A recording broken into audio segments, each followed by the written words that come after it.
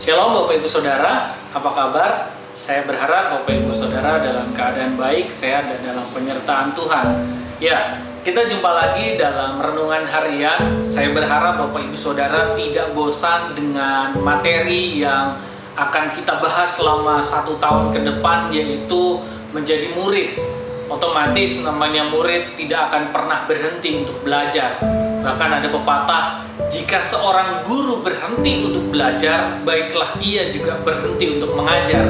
Kenapa? Karena orang yang berhenti untuk belajar, pasti dia juga akan berhenti untuk mendapatkan ilmu. Oleh sebab itu, hari ini kita mau belajar dari satu sosok, yaitu dari seorang petani. Dan kita mau baca sama-sama dari 1 Korintus 3 ayat yang ke-6, versi firman Allah yang hidup berkata demikian. Pekerjaan saya adalah menanam benih dalam hati saudara, dan pekerjaan Apolos ialah menyiraminya. Tetapi Allah dan bukan kami yang menumbuhkannya.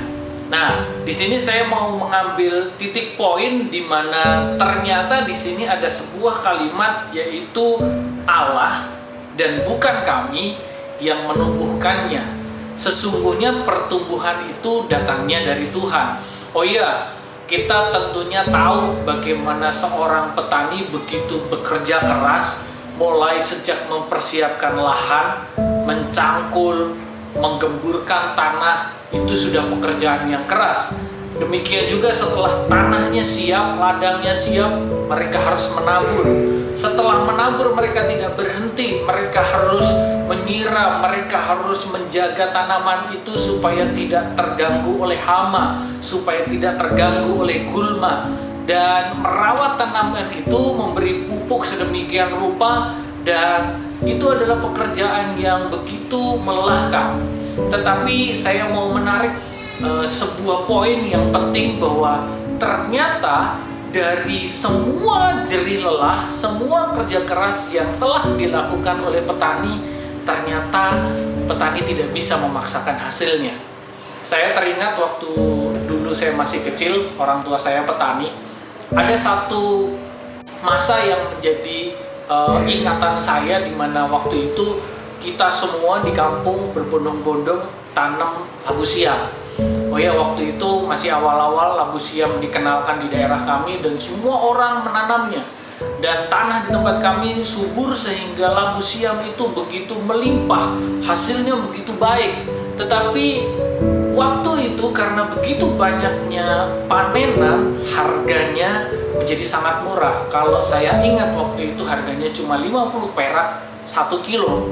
Coba bandingkan, kalau sekarang kita beli di tukang sayur, 1 biji harganya 2.000 atau 3.000. Nah, ini 50 perak untuk 1 kilo, gak ada harganya. Dan saat itu mungkin secara psikologi petani berpikir, oh ya, puas dengan hasilnya. Tetapi ketika mendapatkan harga yang begitu rupa, begitu buruk, harganya terlalu rendah, ternyata itu membuat petani pun akhirnya membiarkan saja tidak dipanen. Kenapa? Karena untuk biaya transportasi pun gak cukup dari hasil panenan itu. Nah, satu masa lagi yang teringat adalah ketika kami waktu itu menanam cabai. Ya, menanam cabai, kita udah coba rawat, kita udah coba jaga cabai itu mulai dari kecil sampai cabai itu udah hampir berbuah, sudah mulai berbunga, dan di situ diserang oleh hama yang membuat tanaman itu menjadi hitam dan akhirnya layu dan mati. Padahal waktu itu harga cabai sedang tinggi. Nah, itu pun ternyata hasilnya gak bisa diprediksi. Oleh sebab itu hari ini kita diingatkan kembali bahwa Tuhanlah yang memberi pertumbuhan. Di satu sisi ada sebuah pertumbuhan yang begitu rupa ketika menanam labu, ya, labu siam. Tapi di sisi lain ketika menanam cabai, pertumbuhan yang sudah bagus di awalnya ternyata harus terhenti karena hama. Ini membuktikan bahwa setelah jerih lelah dan kerja keras dari petani yang sudah kerjakan, ternyata petani tidak bisa memaksakan hasilnya. Oleh sebab itu saya menjadi tertarik untuk membahas ini. Kenapa? Karena begini, karena Tuhan sedang mau ajarkan kita bahwa disitulah titik poinnya namanya berserah dan berharap kepada Tuhan. Saya tahu ada banyak orang yang sedang berjuang hari-hari ini menghadapi pandemi, menghadapi kesulitan ekonomi, berjuang sedemikian keras untuk berupaya mendapatkan hasil yang terbaik.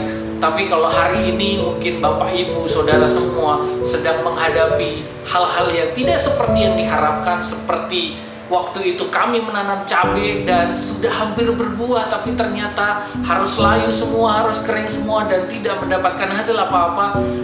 Ingatlah bahwa justru disitulah kita harus belajar. Apakah petani menyerah ketika mereka gagal, tidak bisa panen? Tentu tidak. Di musim selanjutnya dia akan menanam lagi, dia akan menabur lagi, dia akan usahakan tanah itu lagi. Kenapa? Karena mereka punya pengharapan satu saat mereka akan mendapatkan hasil yang terbaik. Demikian juga pengharapan kita kepada Tuhan. Apapun usaha yang sedang kita kerjakan, apapun yang sedang kita gumuli hari-hari ini, berharaplah kepada Tuhan. Tuhan akan menyertai apapun yang kau kerjakan, sebab dari Tuhanlah datangnya pertumbuhan. Oleh sebab itu, biar kita tidak putus asa, kita tetap semangat dan jangan menyerah.